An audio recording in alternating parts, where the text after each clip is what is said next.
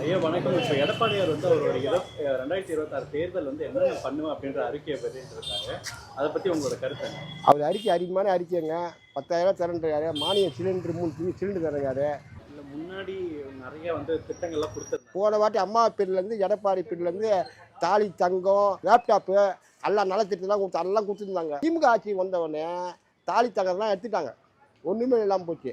அம்மா பீரியட்லேருந்து எடப்பாடிலேருந்து தாலி தங்கம் லேப்டாப்பு ஊறப்பட்ட திட்டம். எடப்பாடி இருக்கும்போது அம்மா இருக்கும்போது தங்கம் கொடுத்தாங்க. இப்போ தங்கம் வாங்க முடியுமா? தங்கம் விலை அவ்வளோ விலை ஏறி போச்சு. அந்த பீரியடில் அம்மாவும் எடப்பாடியும் தாலி தங்கம் கொடுத்துட்டே இருந்தாங்க. லேப்டாப் கொடுத்தாங்க. எவ்வளோ பேர் நல்ல கட்டலாம் நல்லா செஞ்சாங்க. மாட்டு லோனு உருவப்பட்ட லோனு கொடுத்தாங்க. தள்ளுபடியும் பண்ணார் எல்லாத்துக்கும்.